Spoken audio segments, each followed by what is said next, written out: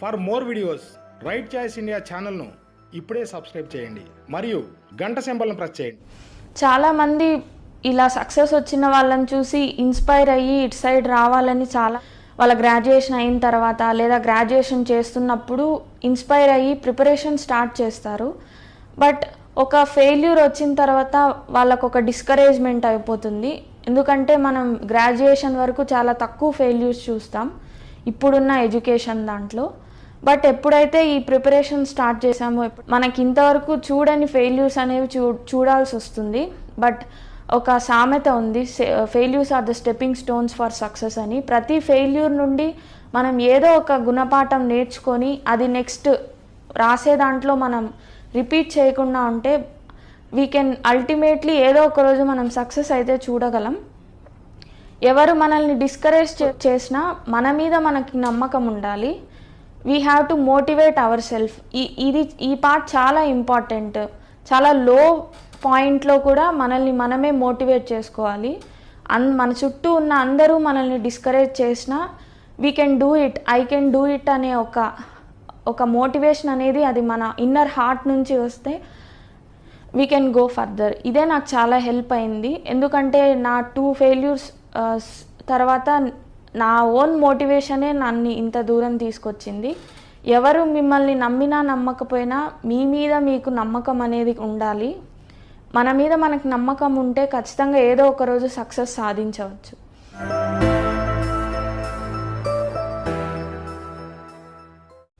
అందరికీ నమస్కారం. నా పేరు హేమలత. నేను ఏపీపీఎస్సీ వాళ్ళు కండక్ట్ చేసిన గ్రూప్ 1 ఎగ్జామ్లో డిఎస్పీగా సెలెక్ట్ అయ్యాను. మా తండ్రి గారి పేరు హరికృష్ణ. నేను ఒక సాధారణ కుటుంబం నుండి వచ్చాను, ఒక మిడిల్ క్లాస్ కుటుంబం నుండి వచ్చాను. మా నాన్న ఒక చిన్న ఫాస్ట్ ఫుడ్ సెంటర్ నడిపేవారు. ఆయన ఈ గ్రూప్ 1లో విజయం సాధించడానికి నాకు ఆయనే పెద్ద స్ఫూర్తి. ఎందుకంటే ఆయన చదువుకున్న సివిల్ ఇంజనీరింగ్ చదివారు, కానీ ఒక గవర్నమెంట్ జాబ్లో సెటిల్ అవ్వాలని ఆయన కోరిక. కానీ పరిస్థితుల వల్ల ఆయన అది నెరవేర్చలేకపోయారు. కానీ మా తాతయ్య గారి కోరిక ఇది. B Tech electronics and communication engineering complete చేశాను Aditya college of engineering Madanapalle నుండే. బీటెక్ సెకండ్ ఇయర్ చదివే వరకు నాకు ఈ గ్రూప్స్ అని సివిల్స్ అని వీటిపైన ఏ అవగాహన లేదు. తర్వాత సెకండ్ ఇయర్ నుండి మా రిలేటివ్స్లో ఒకరు సివిల్స్కి ప్రిపేర్ అవుతున్నారు. వాళ్ళు ఒక మంచి పొజిషన్లో ఉన్నారు. యాక్చువల్గా వాళ్ళు డిఎస్పీగా వర్క్ చేస్తున్నారు వాళ్ళ పేరెంట్స్.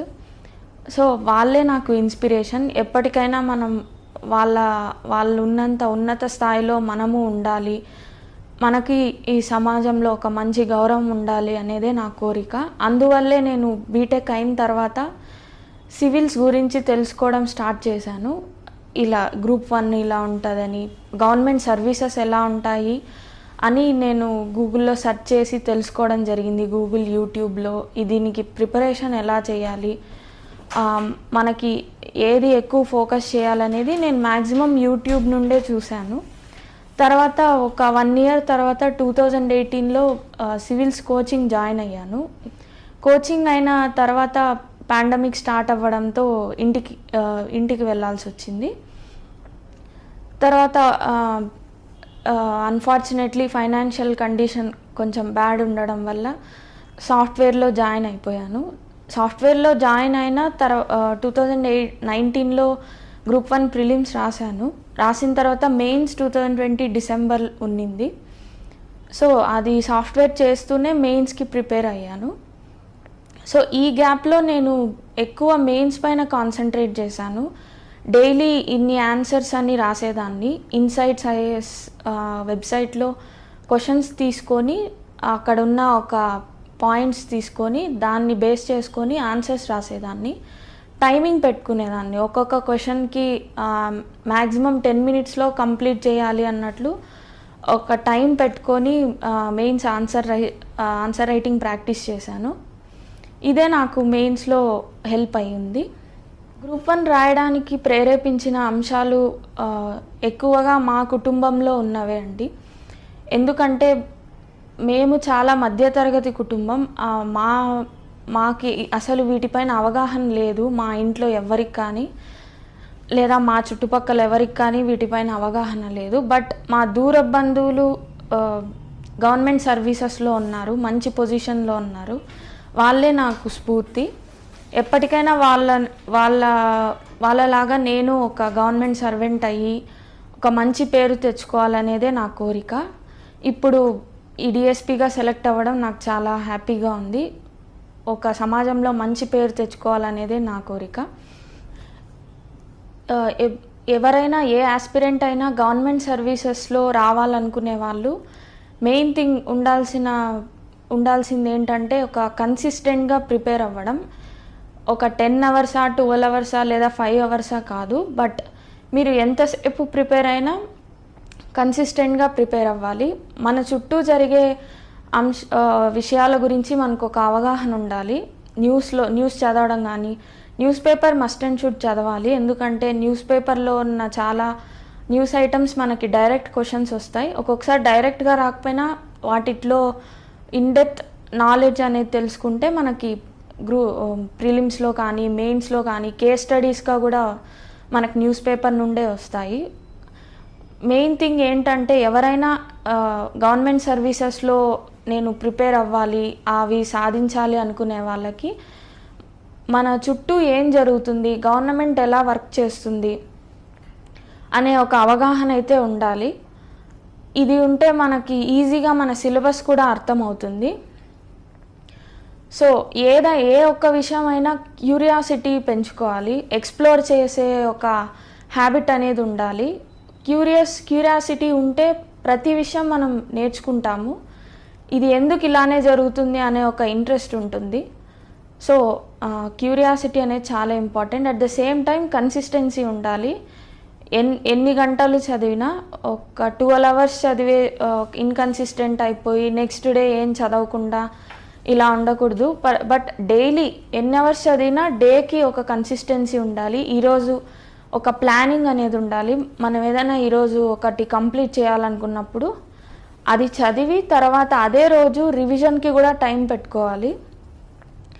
ఈ ప్రిపరేషన్కి రివిజన్ చాలా చాలా హెల్ప్ అవుతుంది. రివైజ్ చేయకుండా మనం ఇంత సిలబస్ గుర్తుపెట్టుకోవడం చాలా కష్టం. రివైజ్ చేయాలి, ప్రాక్టీస్ చేయాలి.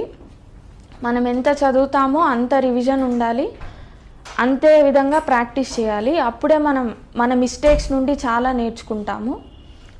గ్రూప్ 1 నోటిఫికేషన్ 2018లో వచ్చింది, బట్ ప్రిలిమ్స్ అయితే 2019 జరిగింది. Mains 2020 December. It's a long process యాక్చువల్గా. కోర్ట్ కేసెస్ వల్ల డిలే అవ్వడం జరిగింది. బట్ గ్రూప్ 1 కంటే నేను సివిల్స్కే ఎక్కువ ప్రిపేర్ అయ్యాను. గ్రూప్ 1కి ఏ పర్టికులర్ కోచింగ్ అయితే తీసుకోలేదు. బుక్ లిస్ట్ కూడా నేను మ్యాక్సిమం గూగుల్ సోర్సెసే ప్రిపేర్ అయ్యాను, ఏపీకి సంబంధించినవి. ఏపీ ఎకానమీకి వస్తే ఏపీ సోషియో ఎకనామిక్ సర్వే ఎక్కువ ఫాలో అయ్యాను. బడ్జెట్ ఇవన్నీ ఒక చిన్న నోట్స్ లాగా, క్రిస్ప్ నోట్స్ లాగా రాసుకున్నాను. అది ఏపీ ఎకానమీ పేపర్కి చాలా యూజ్ అయింది. At the same time Indian economy కూడా most of them YouTube videos పైన డిపెండ్ అయ్యేదాన్ని. మనకిప్పుడు ఉన్న టెక్నాలజీ చూసుకుంటే కోచింగ్ అవసరం లేకపోయినా మనకు ప్రతిదీ యూట్యూబ్, గూగుల్లోనే దొరుకుతుంది. సో ఎవరైనా సరే ఈ లక్ష్యం ఉన్న వాళ్ళు ఖచ్చితంగా దీన్ని సాధించవచ్చు. ఎందుకంటే ప్రిపరేషన్ అనేది మనం ఇంట్లో ఉండే వర్చువల్గా చేసుకోవచ్చు, ఇంట్రెస్ట్ ఉండాలంతే. ఎందుకంటే గైడెన్స్ కానీ టిప్స్ కానీ ప్రతిదీ మనకి యూట్యూబ్లో, గూగుల్లో, ఇంటర్నెట్లో దొరుకుతుంది. నా మ్యాక్సిమం ప్రిపరేషన్ అంతా నేను గూగుల్, యూట్యూబ్ మీదే డిపెండ్ అయ్యాను.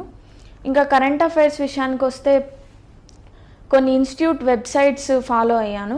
దాంట్లో డైలీ న్యూస్ వస్తుంది.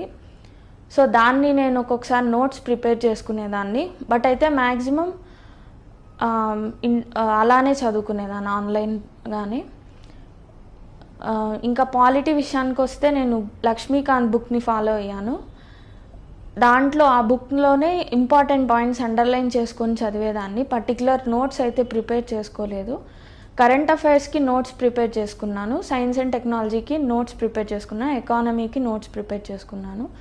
And coming to language papers, first 2 papers language papers ఉంటాయి, Telugu and English.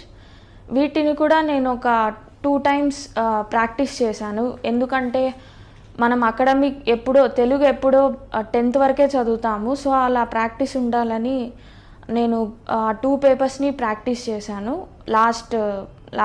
Last year పేపర్స్వి చూసుకొని గ్రూప్ 1 వాటిని ఒక ఎగ్జాంపుల్ క్వశ్చన్స్ లాగా నేనే ప్రిపేర్ చేసుకొని నేనే ప్రాక్టీస్ చేశాను. అది చాలా వరకు హెల్ప్ అయింది. అండ్ మెయిన్స్లో మనం మంచి మార్క్స్ సాధించాలంటే మెయిన్ థింగ్ ప్రాక్టీస్ ఉండాలి. వితిన్ 3 అవర్స్లో మనం ఎంత ఫాస్ట్గా రాయగలుగుతాం, at the same time clear కట్గా. అండ్ కొన్ని క్వశ్చన్స్కి కొన్ని ఫిగర్స్ వేయాల్సి ఉంటుంది, అంటే పిక్టోగ్రఫిక్ రిప్రజెంటేషన్ లాగా. అది నేను పిక్టోగ్రఫిక్ రిప్రజెంటేషన్ జాగ్రఫీకి ఫాలో అయ్యాను.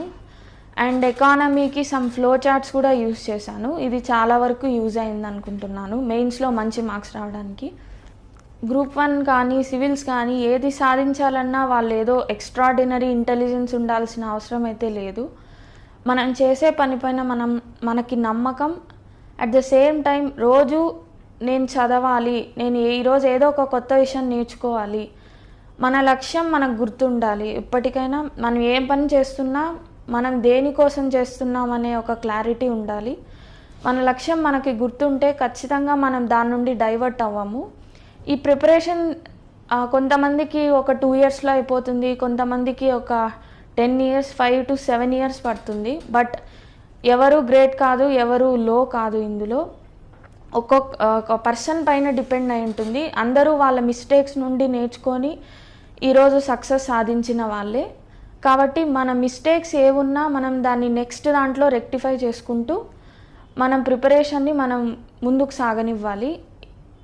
ఈ ప్రిపరేషన్లో చాలా ఫెయిల్యూర్స్ ఉంటాయి, చాలా డిస్కరేజ్మెంట్స్ ఉంటాయి. ఇవన్నీ దాటుకొని ముందుకు వెళ్ళాలి మనం. అప్పుడే సక్సెస్ అనేది మనల్ని వరిస్తుంది. గ్రూప్ 1 ఇంటర్వ్యూ నాకు గౌతమ్ సవాంగ్ బోర్డ్ వాళ్ళు నాకు ఇంటర్వ్యూ చేశారు. ఆ బోర్డ్ చాలా కంఫర్టబుల్గా ఉంది. ఎందుకంటే ఒక ఆస్పిరెంట్కి అంతమంది ముందు ఫ్రీగా మాట్లాడే అవకాశం ఇచ్చారు. మెయిన్ థింగ్ పర్సనాలిటీ, వీళ్ళ లీడర్షిప్ స్కిల్స్నే టెస్ట్ చేశారు. ఇంటర్వ్యూలో ఒక కేస్ స్టడీ లాగా ఇచ్చి ఒక ట్రైబల్ ఏరియాకి మిమ్మల్ని పోస్ట్ చేస్తే మీరు ఫస్ట్ ప్రియారిటీ దేనికి ఇస్తారు, హెల్తా, ఎడ్యుకేషనా, డ్రింకింగ్ వాటర్ ఫెసిలిటీసా, రోడ్స్ అండ్ రోడ్ డెవలప్మెంటా, ఇలా అడిగారు. అండ్ స్పోర్ట్స్ గురించి అడిగారు. ఎందుకంటే ఈ డాఫ్లో నేను స్పోర్ట్స్ గురించి మెన్షన్ చేశాను. ఒక స్కూల్లో నాకు ఒక స్కూల్లోనే స్పోర్ట్స్ ఎంకరేజ్మెంట్ ఉన్నింది. సో దాని బేస్డ్ క్వశ్చన్స్ వచ్చాయి.